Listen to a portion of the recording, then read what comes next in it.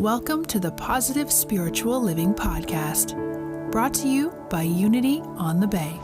This is your positive path for spiritual living.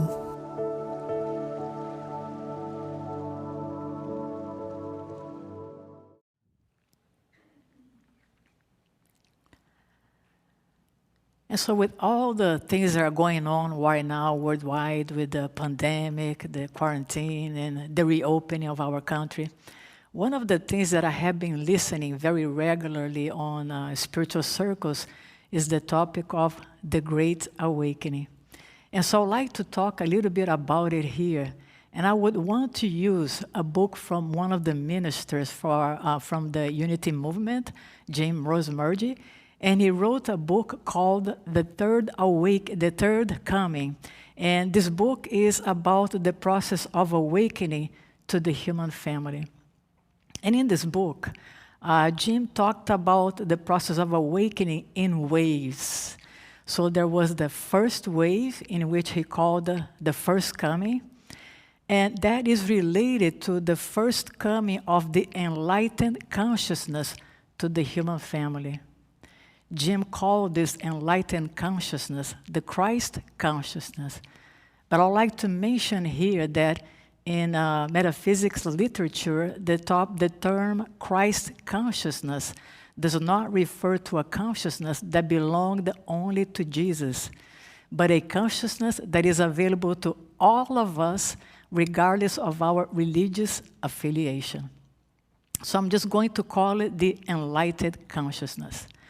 So in the first coming, or the first wave, this consciousness was introduced to the human family, but it was just a handful of people that were able to express it, such as Jesus, Buddha, Muhammad, Krishna, Moses, and so on. But it's a relatively small group of individuals, and they were not all present on Earth at the same time. The second wave, which we are now experiencing, Jim called it the second coming, and it relates to the second coming of this enlightened consciousness to the human family.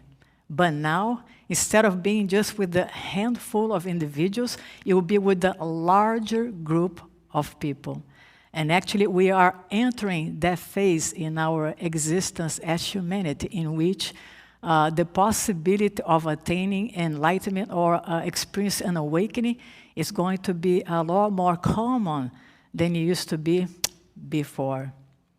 And it's interesting that I think technology is really helping this to take place, because nowadays it's very easy for us to be connected to one another, to form spiritual communities online.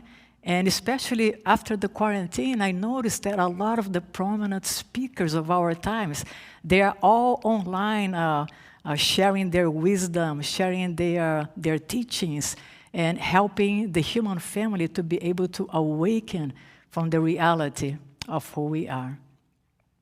And then Jim goes on to say that we will experience sometime in the future what he calls a third coming, in which this state of consciousness, the Christ consciousness or the enlightened consciousness, will be eventually the predominant consciousness in the human family on planet Earth. That's really something really exciting and for us to hope. But right now we should be focusing on the second coming, this great awakening that we are experiencing as humanity. And it's interesting that in some spiritual circles, it is said that if half of a percentage, between 0.5% and 1% of the population attain some measure of awakening, the impact is going to be so vast that will transform the whole planet. Just think about it.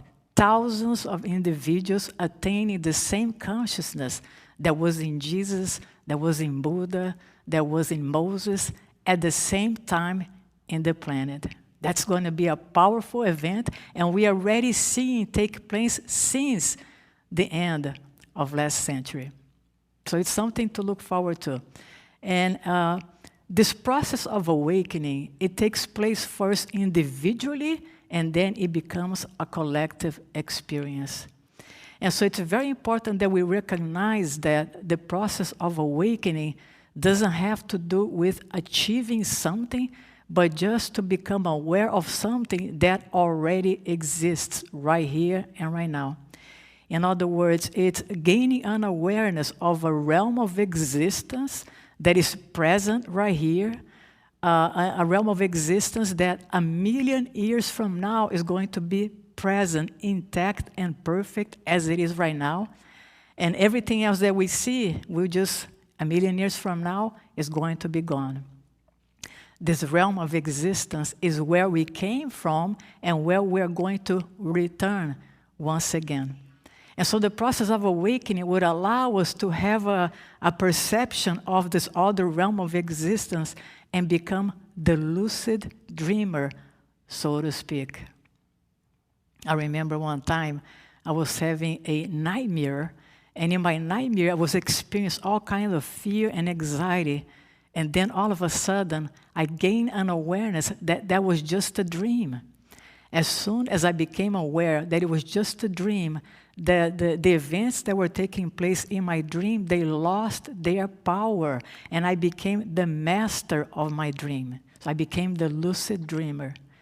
In the same way, the experience of awakening, when we are able to gain an awareness of this other realm of existence, we will be able to withdraw power from everything that is taking place around us and become the co-creator that we were meant to be. And so one of the important elements for us to experience an awakening is that we begin to develop a desire to experience, because our desire to experience will be the fuel that we need to eventually have that experience.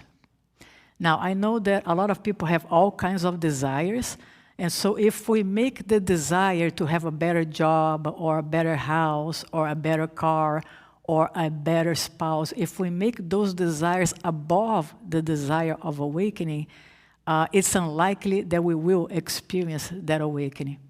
And I'm not saying that there's nothing wrong with having such desires.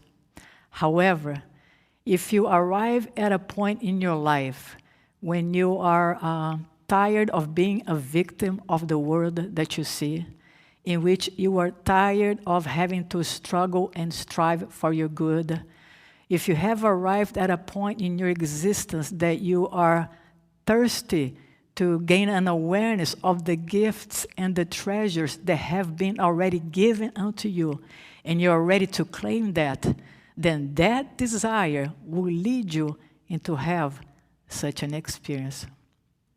And I would like to add that if in addition to the desire, you begin to create an expectancy that in this lifetime you will be able to experience an awakening, then the combination of desire and expectancy will actually move you quicker into the discovery of the truth of who you are. And so just to bring this message here to a conclusion, I would like to encourage you that now more than ever in the history of humanity, an ordinary person like me and you will have this great possibility of awakening to the reality of who we are.